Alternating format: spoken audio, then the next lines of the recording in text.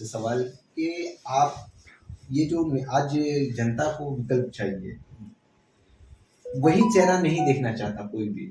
कांग्रेस को कई वक्त से देखा गया, नरेंद्र मोदी जी एक विकल्प निकल करके आए, लोगों ने उन पर भरोसा जताया और उनको फिर से अपने मकाम पर बिठाया गया कि अब आप हमारे मुल्क के लिए कुछ करेंगे। मैं ये चाहता हूँ कि मीरा भाईंदर के अंदर में, क्या मीरा भाईंदर के अंदर में भी कोई नया चेहरा बन करके आएगा जिससे लोग जो है विकास को समझे कि विकास होता क्या है? क्या विकास जो है खड्डे पे पैचिंग करना ये विकास है? फोकस मीरा भाईंदर भाजपा है और मीरा भाईंदर में भाजपा प्राइवेट लिमिटेड है, उसको हराना। मीरा भाईंदर में भाजपा नहीं है। और मीरा भाईंदर वालों को मैं ये बता देना चाहता हूं कि मोदी जी यहां आकर तुमको बचाने वाले नहीं है। अगर गलती से दोबारा फिर यहां भाजपा प्राइवेट लिमिटेड आ गई तो शहर आधा तो लूट लिया है भाजपाइयों ने, भाजपा के नाम पे, मोदी जी के नाम पे, कमल के नाम पे। यहाँ की मीरा भाईंदर भाजपा प्राइवेट लिमिटेड में आधे से ज्यादा मीरा भाईंदर को चूस लिया है, पूरा लूट डाला है, बाकी बचे हुए को भी लूट लेंगे। भाजपा प्राइवेट लिमिटेड से सावधान कर रहा हूं शहर को। इसलिए हम विकल्प के तौर पर, हमने पार्टी कोई ऐसे मस्ती में नहीं बनाई है। पार्टी बनाना और पार्टी चलाना कोई खाने का काम नहीं है, बहुत बड़ा सरदर्द है पार्टियां बनाना। पार्टी एक विकल्प के, हमने 10,000 लोगों से बातचीत करी, उन्होंने कहा शहर में भाजपा फेल है। भाजपा ने कोरोना काल में कोई भाजपाई नगर सेवक, कोई भाजपाई नेता जो है कोरोना में मदद करने के लिए लोगों के पास नहीं पहुंचा। इस शहर के नेता जिनके अपने स्कूल, उन्होंने भी कोई मदद नहीं की। लोगों से पूरी फीस वसूल की गई है। तो ये जो है ना, आज उन लोगों को ध्यान में रखना चाहिए कि बिना इलाज के उनके लोग मर गए इस शहर में, क्योंकि एक भी अस्पताल नहीं है इस शहर में। अच्छा ठीक है, मैं एक सवाल आपसे पूछना चाहता हूँ। इन केस अगर आपकी पार्टी होती, इन केस अगर और ऐसे ही लॉकडाउन लगा होता, कोरोना चल रहा होता, तो उस पीरियड में आपकी पार्टी, आप क्या कर रहे होते लोगों के साथ? एक बात बताइए, ये एक हाइपोथेटिकल क्वेश्चन है, काल्पनिक सवाल है। उस वक्त अगर हमारी पार्टी होती तो इस शहर में 2 साल के अंदर अंदर एक शानदार हॉस्पिटल 500 बेड का तैयार हो चुका होता। इस शहर में स्कूल नहीं, अगर सरकारी स्कूल हो तो स्कूल की फीस की कोई प्रॉब्लम ही नहीं आने वाली ना। तो अच्छे सरकारी स्कूल हम बनाएंगे, अच्छे।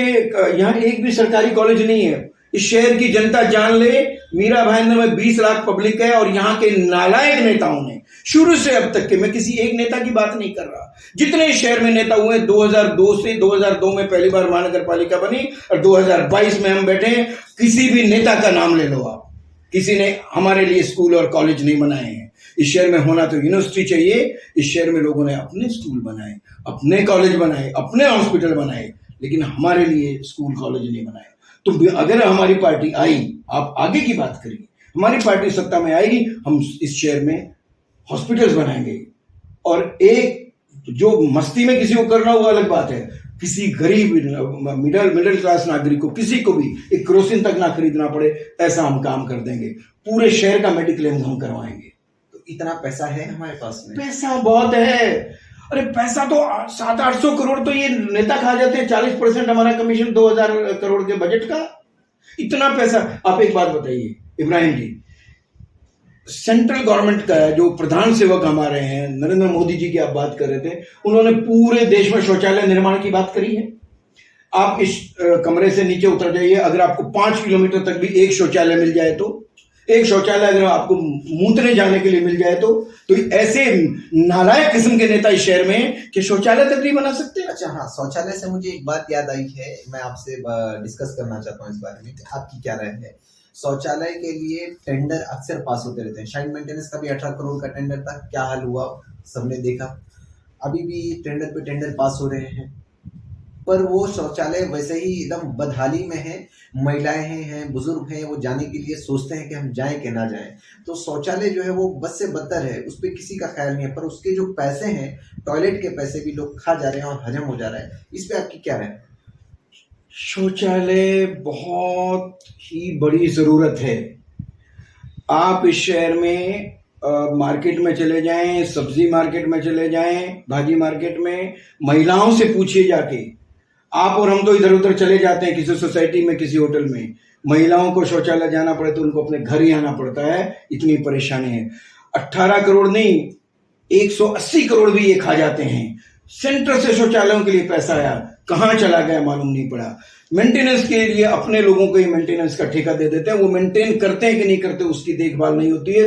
करोड़ों रुपए जो है लोगों की जेब में जा रहा है और उसका किकबैक कमीशन का हिस्सा इन नेताओं के और इन अधिकारियों की जेबों में आ रहा है।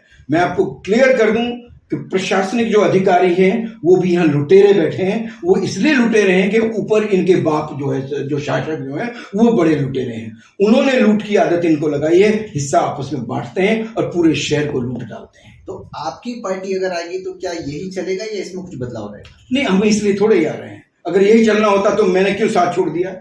भाजपा जिसका आज डंका बजता, पूरी दुनिया में सबसे बड़ी पार्टी, लेकिन मैंने ये महसूस किया मैं भाजपा के सिद्धांतों में विश्वास करता हूं। भाजपा का सिद्धांत है प्रथम राष्ट्र, तो मेरे यहां के नेता तो प्रथम राष्ट्र नहीं, प्रथम स्वयं है। वो उन्होंने स्वयं का विकास किया है। यहाँ के भाजपा के सारे नेताओं ने, लगभग सारे नेताओं ने स्वयं का विकास किया है। लोग कहते हैं कि आप भाजपा वालों के पीछे पड़े, आप औरों के। अरे मैंने नेता भाजपा वालों को बनाने के लिए अपना खून पसीना बहाया था। उनको तो हमने हरा दिया, उनको ऊपर हम क्या ब्लेम अभी लगाएंगे। 10 साल से भाजपा का यहाँ शासन और 10 साल से यहाँ इतनी बड़ी लूट हुई है जितनी पिछले 10 सालों में नहीं हुई।